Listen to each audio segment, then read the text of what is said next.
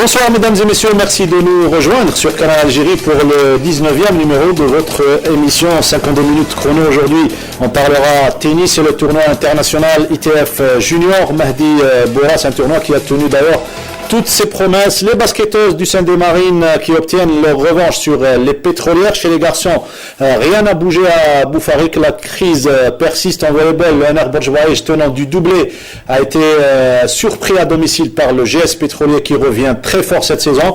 La rubrique Olympica, on fera le point sur les Jeux Olympiques de Rio à moins de 165 jours avec un entretien réalisé par notre collègue de la rédaction sportive Tawfiq Darbal. Le thème principal aujourd'hui, on parlera de cyclisme à J-11 du Grand Tour d'Algérie cycliste avec, comme d'habitude, nos invités et nos consultants et nos chroniqueurs qu'on a le plaisir de retrouver chaque lundi. Abdelnour Belkhir et Khalida Ahmed. Bonsoir messieurs dames. Bonsoir Mokhtar, bonsoir amis sportifs. Khalida, bonsoir. Bonsoir à nos chers amis téléspectateurs. Voilà, bonsoir, on reviendra avec vous sur cette rubrique Olympica et surtout le tennis et le tournoi ITF. Comme je le disais au départ, on parlera donc de tennis à J-11 du Grand Tour d'Algérie cycliste et pour l'occasion, nous avons le plaisir de recevoir les deux inséparables, le président de la fédération algérienne Rachid Fezouine et l'organisateur du tour NSO, Rabah Oucharam. Messieurs, bonsoir. Bonsoir, on n'a pas le choix. On n'a pas le choix avec Oucharam, il faut toujours être prêt. C'est quoi cette histoire de concurrence avec le football? Finalement, le cyclisme qui prend le dessus sur la discipline que le football. La première revue du Tour 2011, il y avait un gros slogan où c'était dit par un célèbre sportif, le football était un jeu, le cyclisme était un sport. Ouais. On s'est accroché dessus. Et finalement, et on continue. 5 éditions après. C'est la 6e maintenant. La 5 éditions, la 6e dans 11 jours. Très bien, Rabah Oucharam, vous êtes l'organisateur, tout passe par vous pratiquement en matière d'organisation. Oui. On a les gens qui tremblent à ce moment. Non, pas vraiment, enfin ça bouge, mais ça va. Oui. Non, la machine est huilée. Bien huilée, donc on attend juste le départ, ça sera le 4 mars, donc c'est dans 11 jours. Alors, aujourd'hui, on commence par rendre hommage, vous le savez, mesdames et messieurs, hier nous avons, hélas, perdu un grand monsieur du sport algérien, la personne de Mohamed Jouad, ex-dirigeant et ex-président du grand club, le Mouldia d'Alger et le GS Pétrolier. Abdelnour Belkhir, vous avez connu bien évidemment ce personnage. Oui, j'ai assez bien connu Mohamed Larhmo, puisque je le connais depuis la saison 67-68, l'année du décollage de l'athlétisme algérien. On a fait partie de la sélection ensemble, on a partagé des moments ensemble avec nos amis de l'athlétisme. Mohamed Larhmo a été un personnage historique du mouvement sportif national. Il était un dirigeant émérite. Il était quelqu'un certes d'autoritaire, certes de très, disons, à cheval sur les principes, quelqu'un qui était franc, direct, qui était entier, authentique. Il pouvait être sévère, mais il pouvait aussi être quelqu'un de bon, de généreux, et notamment pour les sportifs, les personnes en difficulté, il leur tendait la perche, et c'était une de ses qualités premières. Mohamed, que j'ai connu, que j'ai l'honneur de connaître, a été un athlète de l'équipe nationale d'athlétisme. J'ai été le dernier à écrire sur Mohamed un entretien exhaustif d'une cinquantaine de questions. Il s'est découvert pour les lecteurs algériens. Les Algériens ne connaissaient pas l'autre cache-caché de Mohamed. C'était un homme pratiquement d'une grande valeur au bon cœur. Il était athlète de l'équipe nationale, il était de formation gendarme, et en 67 la gendarmerie l'avait détaché pour suivre une formation de maître de PS, actuel éducateur sportif au CNEPS de Ben Aknoul. Il a passé 2 années, une année de formation, et c'est justement lors de cette formation qu'il s'est découvert les qualités d'athlète en prenant part en s'amusant, en prenant part préparer une course interpromotion sur 400 mètres et là il réalise une performance de pointe qui était toute prête du record d'Algérie et depuis son chemin a été tout tracé puisqu'il a emmagasiné titre sur titre aussi bien sur 200, sur 400 et sur 400 mètres haies. Il suit une formation à Leipzig en 72 d'entraîneur de haut niveau et à son retour en Algérie et il occupe les postes respectivement de directeur technique de section athlétisme. M. Bahafs, le PDG de l'époque, le ministre l'a rappelé, Roseli, et il occupe successivement le poste de directeur technique de président du Mouloudia jusqu'à devenir le président du club du MCA et du JSB. Le nom de Mohamed Jouad restera intimement lié à l'histoire du Mouloudia et du mouvement sportif national. À sa famille, nous présentons nos sincères condoléances et les prions de notre parfaite sympathie. On présente également nos sincères condoléances à la famille Hamad Abdelrahman, le médaillé olympique du 100 hauteur qui a perdu son papa vendredi dernier. Je l'ai eu au téléphone il y a 2 jours, donc je pense qu'il rapatrié le corps aujourd'hui ou demain. Donc toutes nos condoléances. C'est un ami, il fait partie aussi de la famille du comité olympique. On lui souhaite beaucoup de courage et condoléances à toute la famille. À la famille Hamad d'Alger, à la famille Hamad de Délice, nous présentons aussi nos sincères condoléances. Et la vie continue. On revient donc à notre émission, ce 19e numéro. On commence donc par parler de ce Tour d'Algérie cycliste, le grand tour, il ne faut jamais se tromper, le JTAC, le 4 mars, donc ça sera du 4, bien évidemment au 28. 28. La plus longue course au monde. La plus longue course, plusieurs étapes. 22. Je pense qu'on changera peut-être l'année prochaine à 23 parce qu'il y a le Tour de France et les grands tours mondiaux qui sont à 21 étapes. Ils pensent, je crois qu'il y a une discussion, ils pensent monter à 22. Donc si monte à 22, on sera obligé de monter à 23. Il faut rester à plus limité. Il reste à 1500 km au total à la Barouchawa. Oui, il y a 22, donc une moyenne de 120 km par étape. Donc 120 par 22, ça fait à peu près 2 chiffres. On est plus aguerri après 5 étapes. À ce genre d'exercice, on a pris de l'expérience. Oui, surtout qu'on a la formule des 6000 étoiles, donc ça permet aux équipes d'être dans le même lieu, ça permet à l'équipe logistique et l'organisation d'être sur le même lieu, donc c'est adaptable. Et de toute façon, nos villes, l'Algérie est tellement grande qu'entre une ville et une ville, il y a 400 km. Donc, un excès d'assurance, c'est une arme à double tranchant. Il faut être sûr de ce qu'on fait et avoir toujours côtoyer le track. Je rectifie, il n'y a pas d'assurance du tout. Lui, il va perdre un os, moi je vais perdre, je suis à moins qu'il a. Pendant le tour, toute l'équipe organisatrice, à peu près 120 personnes, tous perdent entre 5 et 10 kilos. Oui. Il n'y a pas d'assurance du tout. Nous, c'est un sport qui est aléatoire, qui se déroule sur la route. Et vous êtes soumis aux aléas de la nature, du climat, donc vous êtes stressé du premier jour jusqu'au dernier. Quand à la fin, quand tout le monde est parti, c'est à ce moment-là qu'on dit c'est 25 jours qu'il faut tenir, il faut faire attention à tout. On est surveillé par toute la famille sportive mondiale du cyclisme. Nous, on a déjà un handicap de départ Algérie. Pour nous, c'est des fainéants, ça part pas à l'heure. Résultat des courses, 22 étapes 2015, le cumul de retard sur 25 jours était égal à 0. Quand on parle à 11h00, c'est 11h00. Donc on est à cheval sur tout. Donc il faut, après c'est tous les détails, hébergement, restauration, timing, logistique, et les 120 personnes qui sont réparties un peu sur les étapes. Il y a un roulement, il y a une équipe qu'on ne voit jamais, qui travaille la nuit, qui place le matériel la nuit, et qu'on ne voit jamais du premier jour jusqu'au dernier. Tout doit être synchronisé au millimètre et au million de centimètres, donc on n'est pas rassuré du tout. Est-ce que Fezouine peut se permettre de travailler sans Ouchala ou vice-versa? Au début, oui. Oui, parce que le projet a été lancé par la fédération, donc la décision politique est faite par la fédération, la stratégie, la façon de voir les choses, l'orientation. Ensuite, le boulet maintenant, on le balance à un assaut. Maintenant, depuis des années, maintenant, non, on ne peut plus parce que c'est un boulet, vous le prenez comme ça? C'est un boulet, le mérite revient au... De toute façon, aux autorités, peut-être le président de la République qui parraine l'événement depuis 2011, au ministère de la Jeunesse et des Sports, et bien entendu à la Fédération. Et surtout maintenant, on a été rejoint par 14 ministères qui font partie du comité d'organisation. Maintenant, il n'y a plus de l'un sans l'autre, mais le tout. En fait, il y a un comité d'organisation chapeauté par le ministère de la Jeunesse et des Sports qui comporte 14 ministères à l'intérieur. Et donc, il y a tout un travail de coordination. Ensuite, nous, on maîtrise l'aspect technique sur la route, mais tout le reste, on a besoin de tout le monde.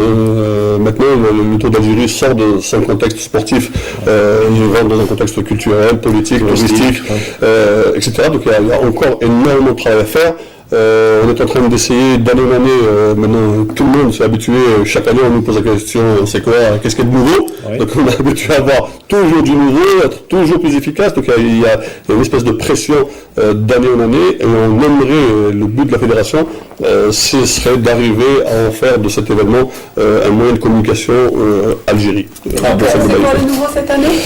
Cette année, c'est plutôt technique et technologique. Donc il y a deux choses. Les journalistes, ils avaient une seule préoccupation, c'est la ligne d'arrivée, il faut les résultats. Donc de 2 heures, on est passé à 3 minutes, 5 minutes. Cette année, c'est l'inverse. Vous avez le résultat 3 km et 1 km avant la ligne. Et quand on franchit la ligne, c'est un instantané sur grand écran. Vous ne posez plus la question. Vous regardez l'écran, vous prenez le problème, il y a l'écran qui... C'est terminé. Vous avez en plus le résultat à 3 km. Et à 1 km. Donc vous avez déjà la situation de la course, et à la ligne, c'est instantané, c'est à la seconde. Ça, c'est l'exclusivité pour la nouveauté? C'est la première fois en Algérie. Qui prendra en charge cette opération? Toujours équipe Vita, avec équipe votre course qui s'appelle, c'est des experts étrangers qui viennent chaque année, qui sont avec nous. Voilà. La deuxième nouveauté maintenant, elle est côté sportif. Donc on a une quinzaine d'athlètes algériens qui seront équipés d'un matériel. Toute l'activité, toutes les données sportivement parlant, donc vitesse, accélération, altitude, battement cardiaque, la puissance de chaque jambe, la qualité de sommeil, tout ça par GPS en instantané pendant la course, affiché sur l'écran. Voilà, comme ça, ça fera le bonheur de Jamel Boukacha. Abdelnour Belkhair, on est passé d'un défi de remettre sur rail le Tour d'Algérie en 2012 à un autre type de défi. Cette fois-ci, c'est de faire la même chose, de faire mieux, sinon faire la même chose. Enfin, vous savez, puisque le Tour est inscrit de manière organique au niveau de l'Union du cyclisme mondial, c'est vrai que l'année dernière, et puis les précédentes éditions ont été marquées par quelques failles. Ces quelques failles-là, je suis persuadé, ont dû bien instruire les responsables, et en particulier Serabah ou Serachid. Et pour cette année, je pense que l'organisation se mettra à l'abri du hasard en tout genre. Le Tour cyclisme d'Algérie restera quand même un véritable levier sur le plan économique, culturel, et là aussi c'est l'affaire de tous les Algériens, pas uniquement de la Fédération d'activité. Tous les secteurs d'activité sont concernés par les réussites. Et la meilleure réussite, c'est celle de voir les organisateurs réussir, avoir la moindre faille possible. Voilà. Très bien. Donc, ça sera le thème principal de notre émission. On va y revenir bien évidemment, mais on va toucher à l'actualité. Ce qui a fait l'actualité, l'événement Khalid Ahmed, c'est le tennis qu'il fait avec ce tournoi ITF Junior à Hidra. Donc ça s'est déroulé du 14 au fin février, comme vous l'avez dit, c'était à Hidra, au tennis club de Hidra. Donc un tournoi qui a largement tenu ses promesses, comme vous l'avez dit tout à l'heure, puisque c'est l'Algérienne Linda Belkadour qui a remporté le tournoi côté filles, en battant samedi dernier en finale la Turque Irem Soylu. Chez les garçons, la finale a été âprement disputée pendant plus de 3 heures et la victoire est finalement revenue à l'Italien Riccardo Dino Serra devant l'Allemand Daniil Klimov. Voilà, j'y arrive. Voilà. Donc, et c'est Rojdi Abdallah Khouja qui a suivi pour nous la finale. Il est revenu avec ces images. Honneur, elle, c'est Linda Belkadour. La jeune tenniswoman a remporté son premier tournoi international ITF Junior Mehdi Boras, organisé au club de tennis de Hidra. Lili, pour ses amis, bat en simple la Turque Irem Soylu en 2-7, 6-4, 7-5. Linda a bien démarré la rencontre. Au premier set, elle fait preuve d'une bonne maîtrise des paramètres du match. Elle commet moins de fautes directes et travaille avec finesse son coup droit. Elle remporte assez facilement et sans forcer le premier acte en 6-4. Au deuxième set, Linda a subi la force turque. Son adversaire Irem Soglu profite d'une baisse de régime de l'Algérienne et enchaîne les points gagnants. Elle l'amène à 5-2 au début du deuxième set. L'Algérienne n'a cependant rien lâché et reprend les rênes du match, commençant d'abord par égaliser à 5 jeux partout avant de l'emporter au tie-break 7-6.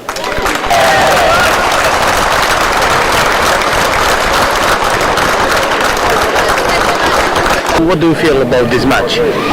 J'ai disputé une très bonne finale et pendant ce tournoi, j'ai pu côtoyer différentes joueuses et connaître leur niveau. J'ai pas gagné le match, mais j'ai gagné une expérience. In front of these people. كانت صعبة المباراة وكان مع une turque très régulière et tout. Elle est en finale quand même. Elle a très bien joué les autres matchs, je l'ai vu. Mais moi j'ai très bien joué, c'est pour ça que je suis vainqueur. Et plus de 3 heures de jeu pour départager la finale garçon. Et c'est l'Italien Riccardo Di Nocera qui remporte l'ITF devant l'Allemand Daniil Klimov en 3-7, 6-7, 6-4, 6-4. Pourtant, le Germanique avait bien démarré cette finale. Remportant le premier set avant de perdre le contrôle du match, il concède les 2 sets suivants, 6-4, 6-4.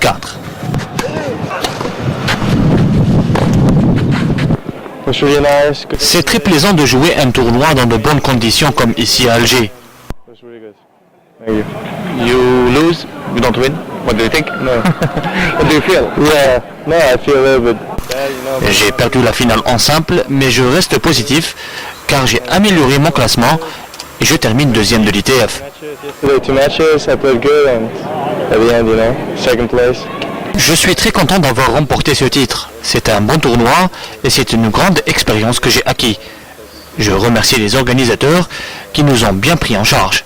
For lunch and for dinner. My opponent was very good. Au total, 81 joueurs, filles et garçons de 19 pays ont participé à ce tournoi de grade 5, dédié à la mémoire de l'ancien international algérien Mehdi Bourras, disparu tragiquement en 2013 à l'âge de 24 ans.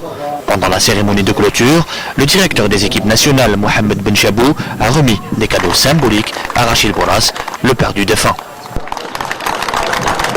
Après l'Algérie, pays organisateur de ce tournoi, c'est l'Italie qui enregistre le taux de participation le plus élevé avec un total de 10 athlètes engagés. Ils étaient tous là présents pour rendre un vibrant hommage en participant à ce tournoi à feu Mehdi Bourras. Voilà le tennis qui reprend son lustre également ici en Algérie avec l'organisation de plusieurs tournois. C'est important pour la discipline et surtout pour le développement de la discipline en Algérie. Le fait de réaliser des tournois. Oui, comme tu le disais, Mokhtar, le tournoi en question, celui de Hydra, a été une véritable charte d'animation qui a permis aux forces vives du tennis algérien de se regrouper. Et je tiens à féliciter la petite Linda Berdeux qui a quand même réussi un exploit de première grandeur, puisqu'en remportant l'épreuve chez les juniors, alors qu'elle n'est âgée que de 15 ans, elle est encore minime. Donc on ne peut que lui... C'est une surprise. C'est maintenant demi-finale. Donc on ne peut que lui prédire un avenir de premier choix et aux responsables de la couvrir avec les soins qu'il faut pour lui permettre de progresser encore davantage dans une discipline qui est extrêmement complexe et difficile même à l'échelle mondiale. Et les échos sont plutôt bons, Khalid Ahmed, concernant l'organisation du tournoi. Oui, effectivement. D'ailleurs, en marge de la cérémonie de remise des trophées, Rochdi Khouja s'est rapproché de l'organisateur et du PAPC de la mairie de Hydra. Donc il est revenu avec ses impressions. On les écoute. Le niveau était très bon, il y avait de très grands joueurs. Heureusement, il y a une Algérienne qui a gagné, donc on a quand même une bonne pépinière, de bons jeunes qui arrivent. Et bon, point de vue organisation, on a eu des problèmes les 2 premiers jours avec la pluie et tout ça. Et juste après, c'est fini, c'est parti. Comme on a l'habitude d'organiser ce genre d'événement. Depuis 2011, on a organisé 6 compétitions internationales dans des ATP, donc seniors, etc. Et ça s'est très bien passé.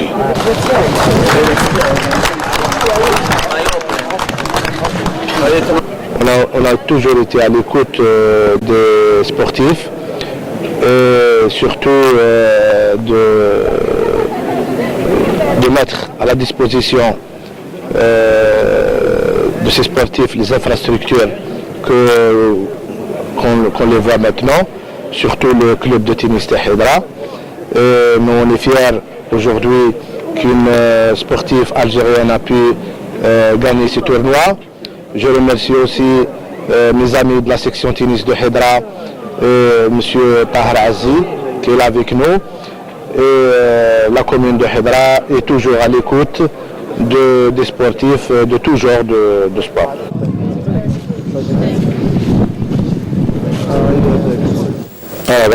Encore une fois, l'organisation de ce tournoi international ITF junior à Hydra, une joueuse algérienne qui était absente mais qui progresse toujours, la meilleure. Donc Inès Ebou, la meilleure comme vous l'avez dit, donc elle s'est maintenue pour la deuxième semaine consécutive à la 23e place mondiale. Donc c'est suivant le nouveau classement de la catégorie junior publié aujourd'hui par la Fédération internationale de tennis. Très bien, merci pour les informations. Rachid Fezouine, juste un avis, l'escrime, le cyclisme, le rallye dernièrement, le tennis, des fédérations qui travaillent pratiquement pour 2 secteurs, le sport et le tourisme. Quand on est entre nous, on discute souvent, on aborde un sujet qui est très important, on se dit quel gâchis, parce qu'on devrait exploiter mieux ces événements. Il n'y a pas meilleure image que celle-là. Nous, on maîtrise l'aspect sportif, mais il faudrait que d'autres secteurs exploitent ce type d'événement pour l'aspect culturel, touristique, comme on a dit tout à l'heure. Et le problème du sport actuel, c'est que nous, on sait dépenser de l'argent, mais on ne sait pas en gagner. Je donne 2 chiffres. Le Tour de France ramène 32 millions d'euros de bénéfices à l'organisateur. La fédération de tennis française, par exemple, c'est 64 millions d'euros. Rien qu'avec le Roland-Garros. Donc ici, si on avait une solution pour aider ces organisateurs, ces événements à évoluer, ils pourraient financer le sport algérien facilement. Mais il faut une stratégie, il faut se mettre autour d'une table et il faut enlever tout cet aspect administratif et bureaucratique et suspicion, etc. et d'aller de l'avant et de par les résultats d'événements internationaux bien faits, bien organisés et bien mis en valeur. Très bien. Monsieur Ochawa, donc il y aura plusieurs nations étrangères qui prendront part à ce grand tour d'Algérie à partir du 4 mars. On retrouve les habitués ou bien il y a des habitués du Maghreb, du pays arabe, l'Afrique. Et puis on a, puisque c'est Africa Tour, donc c'est le continent africain en priorité. Et puis vous avez donc des pays d'Europe, d'Asie. Et on a... Il faut déjà un gros problème. On a la Colombie ici. C'est 47 pays, il faut sélectionner 15. Donc ils sont en train de travailler avec une commission fédérale, ils n'arrivent pas encore à... Il y a une forte demande pour... il y a une forte demande et maintenant on est obligé de passer à un système de quotas. Donc eux ils choisissent, mais nous on met les quotas. Donc il y a un quota qui est de 4 fédérations, celle qui invite le plus l'Algérie, celui qui t'invite, tu ne veux pas lui dire tu viens pas en Algérie, donc il faut réserver, voilà. Ensuite il a 4 quotas je crois pour les pays européens. Il n'y en a que 2 pour ceux qui viennent de loin. On a eu l'expérience du Singapour, Japon, cette année c'est Colombie, Kazakhstan je crois. Donc ils sont en train de se tirer les cheveux comment placer les équipes dans ce chiffre, parce qu'il ne faut pas qu'on dépasse 15 équipes. Il y a l'avantage que vous savez que le Grand Tour d'Algérie est composé de 10 épreuves. Donc il y a des équipes, donc en total il y aura 28, par contre à une moyenne de 20. C'est-à-dire que vous aurez des équipes qui participent à l'Ouest, il y en a d'autres qui vont venir quand on sera à Blida, et ça permet donc à tout le monde de faire participer le maximum de nations, et permettre d'ailleurs aux équipes de reprendre des épreuves, et pas de s'éliminer, de repartir. Donc ça fait un peu un spectacle sportif. La prise en charge des délégations, c'est votre dada certainement. La prise en charge, c'est un tournoi international, il est qualificatif au championnat du monde de septembre prochain, donc ça c'est et ça va de soi, c'est dans le calendrier international. Tous les athlètes algériens seront ici présents pour le Grand Tour d'Algérie? Alors, pas tous les athlètes algériens. La fédération va participer avec 3 équipes nationales, donc c'est Ovido, Civital et l'équipe U23. Par contre, c'est ouvert à tous les clubs. Quand on passe dans les régions, tous les clubs sont autorisés à courir. Un club hors équipe nationale aura sûrement des difficultés à tenir 22 étapes, mais ils auront la possibilité de faire 1, 2, 3 courses selon leur niveau et selon la région qu'on traverse. D'ailleurs, on a 2 clubs aujourd'hui qui viennent de s'inscrire, le GSP et la DGSN, donc la SSN, participent avec un club au Grand Tour d'Algérie. 2 clubs de plus pour ce Grand Tour d'Algérie. On quitte le cyclisme momentanément. Juste rapidement, on va au basket et on revient juste rapidement pour ne pas griller un petit peu l'actualité. Le basketball avec une superbe affiche chez les dames, comptant pour la 16e journée du championnat national féminin entre le GS Pétrolier et USND Marine, placés sous le signe de la revanche, puisque les pétrolières avaient gagné par 4 points d'écart au match aller. Cette fois-ci, les USNDN ont eu plus qu'une revanche, un avertissement pour la suite du parcours du championnat. On revient sur ce match avec ce commentaire signé Nessim Maïmloul. Les joueuses de Mokran Ben Abbas sont confirmées en menant le premier carton avec 6 points d'écart, marqué par le shoot à 3 points de la merveilleuse Sophie Saïdani à la 3e seconde de la fin de ce premier carton. Les Lions du basketball féminin vont elles réussir au 2e carton à réduire l'écart creusé par leur adversaire tout au long de cette manche, mais le score restera à l'avantage des USNDN. Les fautes dans les 2 camps permettront l'égalité et à moins de 5 secondes de la fin de ce 2e carton, le lancer franc de la capitaine d'équipe, Rachida Benaïdi, assurera le score en faveur de son équipe. Au retour des vestiaires, les Marines sont déstabilisées face au rebondissement des pétrolières en attaque et en défense. Le 3e carton finit au profit des joueuses de Yassine Bellel. Les USNDN n'inscriront que 9 points devant les 19 points marqués du GSP. Le dernier carton verra le retour en force des prometteuses du basketball féminin. À 6 minutes de la fin de la rencontre, les pétrolières prennent une belle avance de 13 points.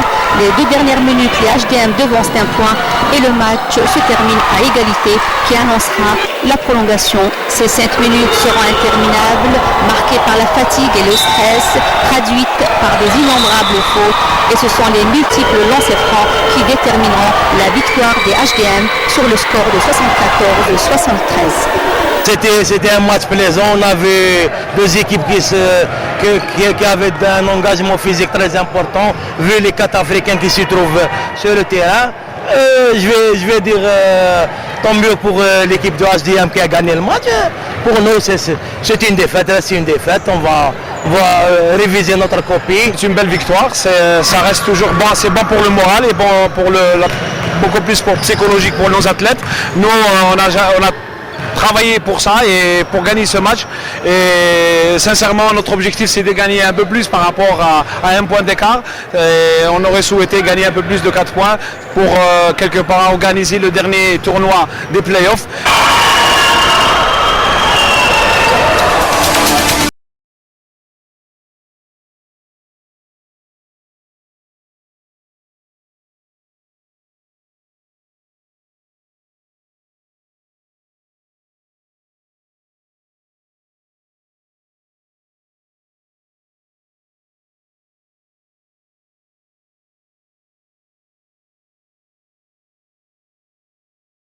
Vous venez de découvrir les résultats de la 20e journée avec cette superbe, donc 16e journée, surprise réalisée par USND Marine qui a obtenu sa revanche et qui occupe donc la première place conjointement avec les pétrolières, mais avec un meilleur goal average pour les pétrolières, plus 3 points par rapport au match gagné à l'aller par 4 points de différence. Le basketball masculin à présent avec la 20e journée qui nous proposait comme d'habitude de très belles affiches. Cette fois-ci on a choisi le derby de la Mitidja entre le Wydad Boufalik et l'USM Blida, un derby là également placé sous le signe de la revanche pour l'équipe de Boufalik qui a été battue à l'aller. Cette fois-ci elle a pu renverser la vapeur en gagnant face à l'USM Blida. Mal en point également, l'USM Blida qui s'est présenté sans son entraîneur Tajeddin Sahraoui, l'ex-star du Wydad de Boufalik. Score final 53-50, match équilibré tout au long du duel, tout au long des 4 cartons. Et vous voyez à l'image et l'ambiance qui était à Boufalik ce jour-là. Riyad Jouran était au reportage Il nous a ramené ces quelques images de ce match 27-21 à la mi-temps en faveur des locaux, le Wydad de Boufarik, en pleine crise, il faut le dire. La crise qui persiste et rien ne bouge au niveau de l'APC de Boufarik pour aider cette équipe qui n'a pas reçu sa subvention depuis plus de 2 ans. On en a assez parlé, mais rien n'a encore bougé. Score final, je le disais, 53-50 en faveur du Wydad de Boufarik. Les résultats de cette 20e journée.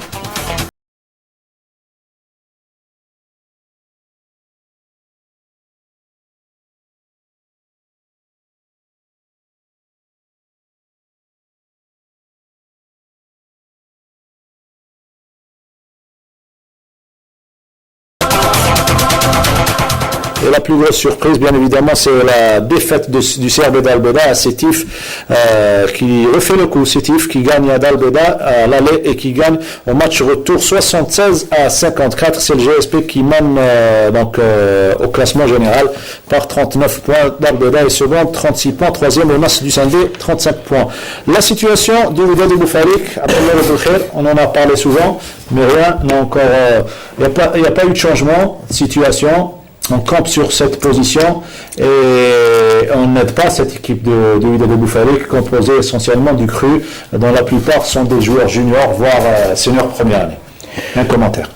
Enfin, c'est triste de le dire, mais les incessants appels stressants et pressants appels SOS de détresse de la part des responsables de la section et des joueurs, et puis même nos appels semblent tomber dans l'oreille de sourd, puisque aucune amélioration n'a été enregistrée jusque-là et l'équipe continue à se débattre dans des problèmes financiers à perte de vue, aucune subvention et puis un manque d'intérêt de la part des responsables. C'est malheureux pour une équipe qui a tant donné au basket algérien, qui est un peu la vitrine de tout le mouvement sportif dans la région de la Métidja. C'est un peu le basket à Boufarik, comme tout un chacun le sait, a de solides racines, a d'honorables traditions et un prestige certain, risque de voir son existence carrément menacée. Ce serait malheureux et je suis persuadé que le public de Boufarik se sent carrément lésé, puisque c'est carrément sa raison d'être, puisqu'il n'a pas d'autre alternative que de passer le temps en allant voir les matchs de compétition. C'est des carrément brisés, d'autant plus que cette saison, ce qui est malheureux, c'est cette saison, et depuis l'année dernière, il y a un petit réveil de l'équipe qui réalise des résultats plus que probants, avec des moyens dérisoires et avec des éléments du CRI qui ont quand même une marge de progression assez importante. Donc, encore une fois, on lance l'appel et j'espère qu'il trouvera les cours nécessaires pour booster un peu l'équipe. Et cette fois-ci, on va écouter les impressions au micro de Riyad Joran, même le président de la fédération qui a décidé de sortir de son mutisme. On l'écoute.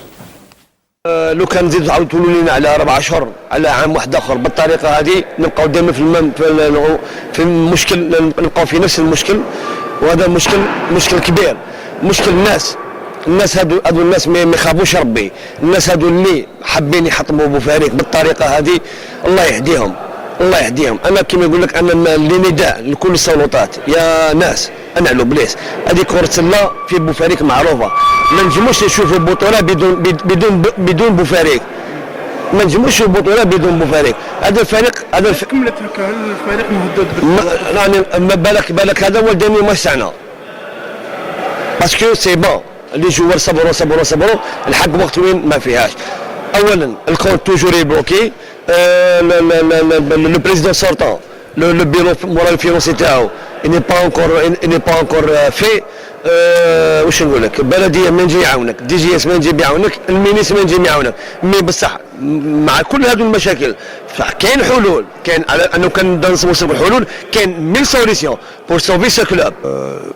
Les responsables du sport au niveau de la wilaya de Boufarik et de la commune de Boufarik ne donnent aucune importance au sport. Je me pose la question, comment un club comme Boufarik, dont la ville a été, je dirais, a eu son nom grâce à la discipline du basket, on connaît Boufarik, personne ne lève le petit doigt pour aider ce club. C'est un club de jeunes. Moi, tout d'abord, je tiens à féliciter et remercier, bien sûr, les responsables de ce club, de la section de basket particulièrement, et bien sûr les jeunes qui jouent au basket. Mais la volonté toute seule ne peut pas régler ce problème. Nous, en tant que fédération, nous sommes en train de tout faire pour essayer d'aider ce club, pour qu'il ne disparaisse pas. Et je ne comprends pas pourquoi les autorités, la direction de la jeunesse et des sports, maintiennent leur position de ne pas affecter la subvention à ce club. Les gens qui étaient dans ce club, l'ancien bureau de ligue, le bureau de club, avaient un problème de faire passer son bilan. Les nouveaux dirigeants n'ont rien à voir avec ce problème. Ils sont là pour aider, ils sont volontaires, ils sont bénévoles. Donc, au lieu de les encourager, on est en train de les bloquer. أنا مستنيين احنا واحد 7 شهور هكا 7 شهور ما كان والو يسمى احنا واش نقولوا المسؤولين واحد اخرين لازم يدخلوا ويعاونوا الفريق هذا باسكو الفريق هذا كان يكمل هكا يروح. انا واحد العام الجاي نخرج من البوفاريك كان تبقى هكا نخرج يجي كلاب واحد اخر منا نروح نلعب فيه كلاب وحده بصح احنا ماذا بينا بويدات بوفاريك هذه ما تروح. راكم شفتوا المباراه ايكيب جان يلعبوا مليح يلعبوا شغل على التريكو كما يقولوا وشغل على التريكو هذه شغل ما توكلش خبز يعطيك الصحه شغل نبقاو نلعبوا غير تريكو لازم السلطات يشوفوا في هذه الفريق باسكو فريق عريق. L'impression, Rachid Fezouine, elles sont fortes de la part du joueur là. Je suis tout le temps, parce que vous me tournez une perche, si on part dans un débat, on va mettre 3 heures, mais en fait, à chaque occasion, on parle, le système sportif actuel, je le dis à chaque fois, n'est pas fait pour faire ni du sport de masse, ni du sport d'élite. Révolu. C'est fini, il faut revoir. Il y a eu une très bonne chose, à un certain moment, on a mis les 7% de recettes de communes, 3% à la commune, 4% à la wilaya, qui servaient de fonds pour le sport. Si on pouvait juste changer un petit peu le décret et mettre, par exemple, un pourcentage 2/3 pour les sports, les autres sports, et 30% pour le football, on saurait déjà pas mal de disciplines. Aujourd'hui, le système sportif est fait que c'est géré au niveau local d'une manière politique et pas sportive, et après, quand il y a le football qui passe par là, il prend toutes les subventions, après il reste plus rien pour les autres, et quand vous tombez sur un responsable qui connaît ce que c'est que le sport, ça va encore, mais des fois les autres s'en foutent. Un club, vous parlez de Bouffarik pour Bouffarik basket, ça lui dit rien du tout pour lui. Nous, ici on est loin de Bouffarik, ça nous fait mal au cœur. Et il y en a peut-être que ça ne dit rien, mais je préfère que ça soit orienté vers une discussion de fond au niveau des autorités, au niveau du ministère des Sports, pour revoir tout ce système et essayer de sauver le sport en général. Sauver surtout les clubs formateurs dans n'importe quelle discipline. Allez, on quitte le basket et on va revenir après au cyclisme pour parler cette fois-ci de volleyball et la superbe affiche qui opposait le tenant du doublé Leonard Borjbaïj au GS Pétrolier qui revient très fort cette saison. Vous allez voir les images, un match très disputé entre les volleyeurs du Leonard Borjbaïj avec la fuite, ou plutôt le départ de 5 de ses meilleurs éléments qui occupaient des places importantes la saison dernière avec ce doublé historique pour la ville de Borjbaïj.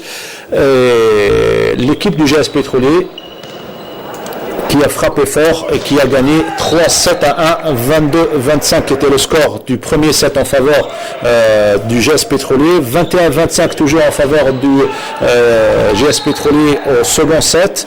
Les Bourgiens sont revenus au troisième set pour gagner le seul set dans cette rencontre, 32-30, dans un set très disputé, vous le voyez, donc 32-30, 2 points de différence, et 17-25 au set final en faveur du GS Pétrolier, 3-7-1, pour vous dire que l'équipe de Borjbaïj a subi cette fois-ci les assauts répétés du GS Pétrolier et perd à domicile. Il y avait une autre belle affiche entre Etoile Sétifienne et le MB Béjaïa, le second face au troisième. Là également, victoire du MB Béjaïa, 3-7-1. Là, nous vous proposons les meilleures images en présence.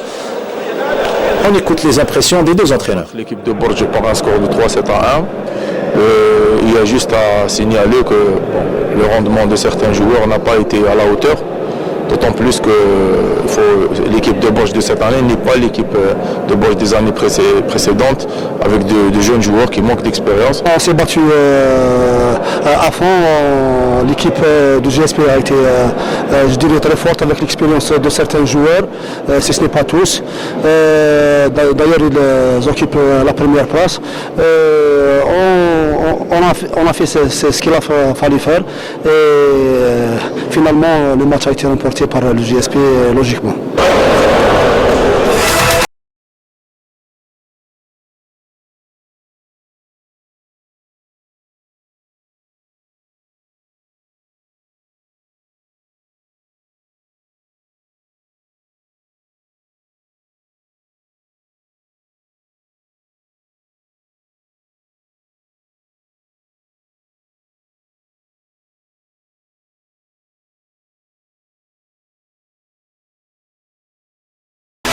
Le GS Pétrolier qui mène le bal, donc 20 points, l'MBBJ second, 16 points, et troisième l'étoile Citifienne, 14 points, et l'ONR Borj-Baïch, tenant du doublé, n'est qu'à la 4e position avec 11 points. La rubrique Olympica, cette fois-ci avec notre Khalida Ahmed, et on va faire le point sur les Jeux Olympiques de Rio de Janeiro. Ça sera dans 165 jours, c'est bien cela. C'est bien cela. Et on a profité pour faire le point avec l'ambassadeur du Brésil en Algérie. Donc effectivement, c'était Toufek, notre collègue Toufek Dalbel qui a eu l'exclusivité de cette interview sur les JO 2016. Donc les endroits, selon l'ambassadeur, donc le Brésil est à peu près à 80% prêt pour cet événement-là. Donc toutes les infrastructures qui ont été réalisées pour ce rendez-vous ont été testées. Donc lui est optimiste par rapport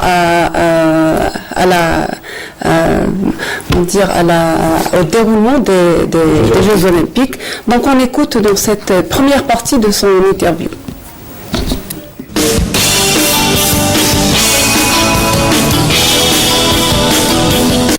Nous sommes prêts. Les Jeux Olympiques à Rio vont être organisés dans 4 endroits de la ville. La plupart des endroits sont déjà prêts. Il y en a quelques-uns qui sont à 97%, mais avec 171 jours devant nous, il n'y a aucun problème. Les endroits, y compris, ont déjà été testés. Nous avons eu des événements sportifs dans plusieurs de ces lieux de compétition. Si je me rappelle bien, environ une quarantaine, qui sont des événements tests, et tout s'est très très bien passé. Comme vous avez vu, on a l'expérience de ces événements. Vous avez eu la Coupe du Monde et elle s'est très bien passée, et ce sera la même chose pour les Jeux Olympiques. Et nous voulons être un endroit de réunion, de rencontre du monde autour de ces compétitions,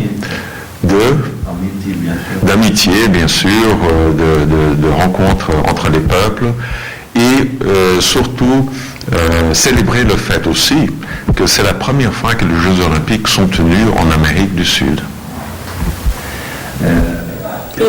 Voilà, ça sera la première fois, bien évidemment, que l'Amérique latine accueillera les Jeux Olympiques. On enchaîne surtout sur un autre aspect, avec cette fois-ci l'impact sur l'économie du Brésil. L'aspect économique, justement, avec l'impact économique de ces Jeux sur l'économie du Brésil. Donc l'ambassadeur et le Brésil restent optimistes par rapport aux retombées économiques, puisque le secteur privé a été impliqué dans la réalisation des infrastructures qui ont été réalisées de manière à ce qu'elles peuvent être récupérées après pour plusieurs utilisations, pour plusieurs domaines aussi. Donc on fait le point sur cet aspect par rapport à ce qui est arrivé en 2004 à Athènes lors des Jeux Olympiques.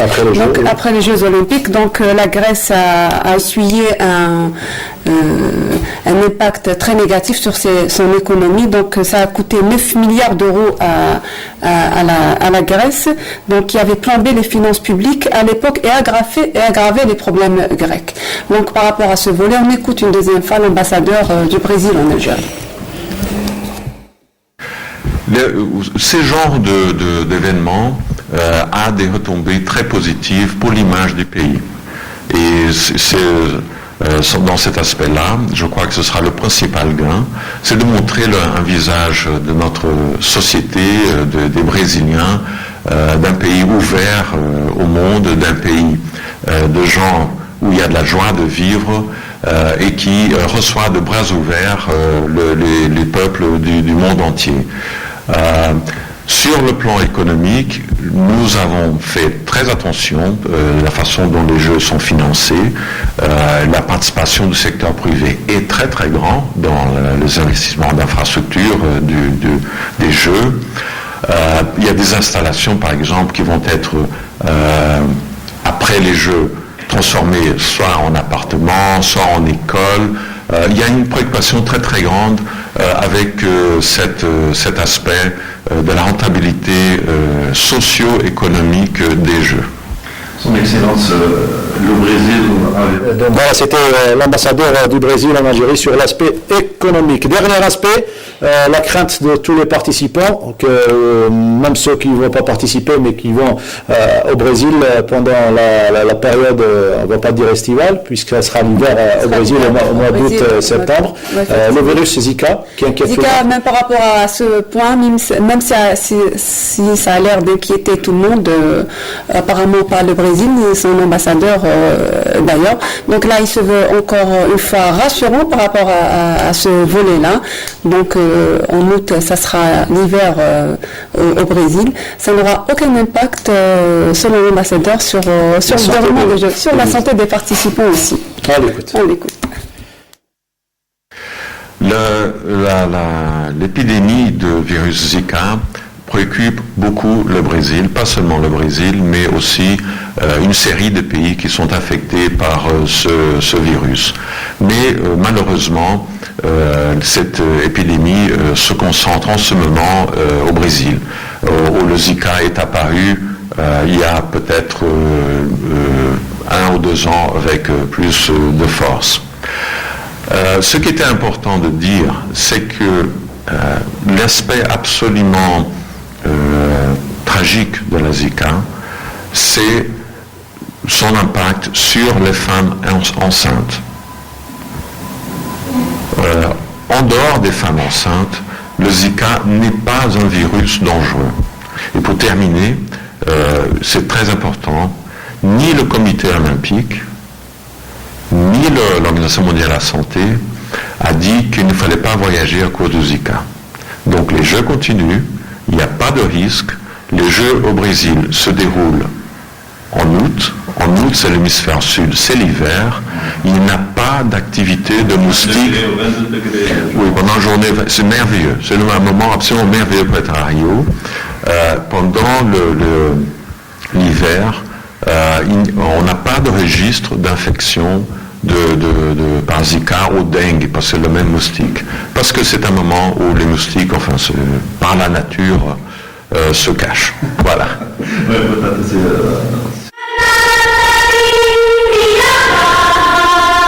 Puoi avere le braccia di Ercole e gambe veloci come il vento. Puoi sollevare le spalle sopra il canestro, avere lo slancio di un delfino, i riflessi di un gatto. Puoi avere tutto questo e avrai il fisico, gli strumenti. Ma non avrai la grandezza finché non capirai che il muscolo più forte è il cuore. Per me questa è l'anima delle Olimpiadi.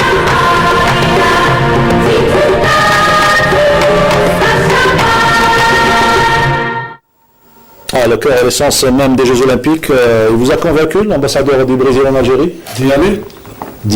Oh, c'est un bon vendeur, mais je pense qu'il a raison dans un sens. Il y a une communication internationale contre le Brésil à chaque fois. Quand il y a un événement, on leur tombe dessus, mais je suis sûr qu'il a raison, qu'il n'y a pas à s'inquiéter. Enfin, moi j'ai eu le privilège de connaître monsieur l'ambassadeur. Il a pratiquement tenu les mêmes propos d'il y a quelque temps quand il s'agissait de la Coupe du Monde. Et il a demandé à tout le monde d'éviter la panique et puis que le moustique en question ne sera pas agressif à ce point-là. Et le Brésil, c'est aussi un pays de tourisme, pas uniquement de football ou de sport, puisque c'est le Brésil, c'est le pays de la samba, du café, de la canne à sucre, de pas mal de choses. Et du festival de Rio. Si vous mettez l'eau à la bouche, ça sera au mois d'août, dans 165 jours plus exactement. On va au sud algérien cette fois-ci, du Brésil, on va au sud algérien avec le volley Sahara. Le volley Sahara, donc c'est le premier tournoi du genre à être organisé au sud du pays, donc dans le wilaya de Ouagla, c'est à Hassim Saoud plus exactement. Les matchs ont commencé hier, ça va continuer jusqu'au 24 février, donc voilà, ça va être retour sur les matchs d'hier avec Ojdé Abdallah Khouja. 6 pays du continent africain et la France ont pris part au tournoi international Sahara Volley organisé à Hassim Saoud à l'occasion de la célébration de la journée du Shahid et de l'anniversaire de la nationalisation des hydrocarbures. En ouverture de ces joutes, l'équipe ghanéenne a battu l'équipe du Niger en 2-7. Encouragé par le public, le duo Hicham Mbouali et Hicham Labid ont battu la paire tunisienne en 2-7 au grand bonheur des supporters. Au début du premier set, nous avons commis beaucoup de fautes. On a eu du mal à rentrer dans le match, mais tout de suite après, nous avons su gérer les 2 sets et finalement on a gagné. C'était une rencontre difficile car les Tunisiens ont beaucoup d'expérience. Il fallait diminuer nos fautes directes pour sortir vainqueur de ce match. Le programme prévoit 3 rencontres par jour au sein du complexe de Hassim Saoud et le vainqueur sera couronné le 24 février. Le rendez-vous est pris, Ojdé Abdallah Khouja, on y reviendra bien évidemment la semaine prochaine, lundi prochain plus exactement, c'est le jour de 52 chronos. Pratiquement les 10 dernières minutes, le temps principal, c'est que l'événement qu'on pourrait facilement vendre, au Sahara, le volley dans le désert, c'est des idées qui pourraient être facilement commercialisées et aider la fédération à subvenir à ses besoins. La fédération de volley qui fera un excellent travail d'ailleurs. Voilà, c'est l'avis d'un président d'une autre fédération qui dit du bien par rapport à cette fédération de volleyball. Donc le 4 pour le grand départ du Grand Tour d'Algérie cycliste. Vous nous avez parlé des préparatifs. Autre nouveauté, on passe d'un direct à pratiquement 5 ou 4. Oui. 5 directs prévus grâce à vous, grâce à la télévision algérienne. C'est un exploit. Il y avait une première année dernière pour un essai, c'était les jours du départ. Oui. Cette année, on passe à 5 et en attendant les 22. Il y a eu de bons échos la saison dernière par rapport au direct et surtout à la juste avant, on parlait du direct. Nous, on a reçu quelques coups de fil où les gens juraient que c'était pas Alger. Donc ils n'arrivent pas tout le monde connaît Alger de l'intérieur, personne n'a vu Alger d'en haut et pour eux c'était tellement bien fait, etc. que c'était pas possible. Je me rappelle l'étape d'Alger, donc ça sera point de départ et avec un service étrangère, travail de la culture et ça fera donc la boucle de 10 km 500. Ouais. Ça partira jusqu'au ministère de la Santé, donc en passant par le le Rava, Birmond Rayes, on revient à Galidildo et on fait par la Afia et on fait une boucle de... 7-8 boucles, c'est bien cela non, peut-être c'est une quinzaine. Une quinzaine de boucles. Ça va durer 2h30 à 3h. C'est une entrée nord qui mettra l'eau à la bouche à tout le monde. C'est un circuit très difficile, c'est une course d'un jour. Ça ne s'arrête pas, ça descend, ça monte tout le temps. Il y a un des présidents de jury de 2013 qui l'a classé parmi les circuits comme où on pourrait faire le championnat du monde. C'est très sélectif. D'ailleurs, chaque année, ils partent à 130 coureurs, ils finissent à 20-30. Hein. Très bien. Alors, vous comptez certainement accompagner, comme chaque édition, les athlètes en matière de prise en charge. Quel serait votre rôle, surtout à la Bahouchaya, une fois le tour commencé?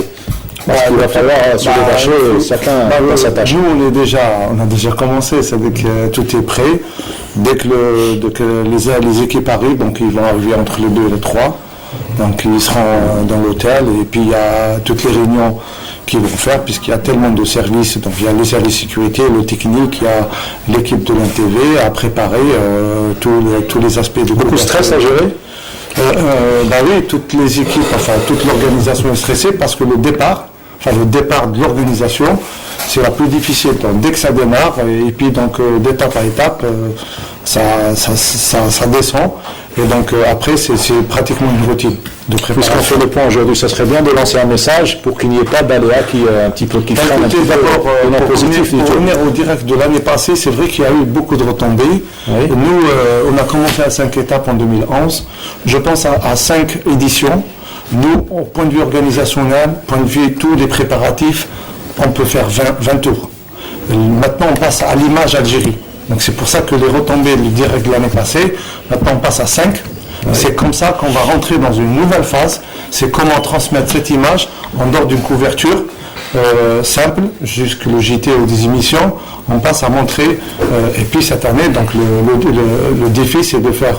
Donc vous avez le Grand Prix de Sétif, oui. Le Grand Prix de Rouen, le circuit de Constantine. Donc vous avez tous les ponts. Et vous avez les 2 circuits dont la finale sera faite pour la première fois. Ça fait 5 ans qu'on le dit, qu'on le demande. Oui. On fera la finale à Alger, Inch'Allah. Et le défi sera partagé, parce que vous aussi, vous avez un défi à réaliser. Une très très belle expérience d'ailleurs. Votre équipe est en train de travailler sur un aspect technique très difficile, c'est le circuit des ponts à Constantine. Oui. Donc c'est comment réaliser un direct à partir de là. Donc c'est aussi un défi pour la télévision algérienne. Donc quoi, sans les techniciens, on ne pourra pas... c'est pour ça que c'est tout le monde, maintenant. Nous, on a déclaré à plusieurs reprises, le Tour d'Algérie sort de main de la fédération. Maintenant, c'est devenu le patrimoine de tous les Algériens et toutes les Algériennes. Et tout le monde doit s'impliquer parce que tout le monde doit participer à la promotion de l'image Algérie. D'abord, le comportement du public, comment vous l'avez trouvé durant ces 5 éditions? L'évolution a commencé à nous enfermer là, on retrouvé un peu négatif. C'est devenu un spectacle. Au départ, l'année dernière, on avait pratiquement 3 millions de spectateurs sur la route. Je ne parle pas des auditeurs et téléspectateurs, sur la route. Maintenant, grâce à vous, grâce aux médias, les gens ont l'habitude de voir le tour au mois de mars. Pratiquement, on revient à peu près sur les mêmes parcours. On prévient à l'avance. D'ailleurs, je profite de l'occasion, le 4, le circuit, un vendredi après-midi, c'est fermé. Il nous reste à communiquer. Il faudrait que les gens sachent que quand il y a un circuit fermé, il y a toujours 1 à 2 soupapes. C'est-à-dire que s'il y a une urgence, il y a toujours autour quelqu'un de l'organisation et il y a des motards qui accompagnent les gens pour traverser ou couper la route, etc. Mais on voit l'évolution, on voit l'engouement des personnes. Nous-mêmes, on était impressionnés sur des villes complètement perdues.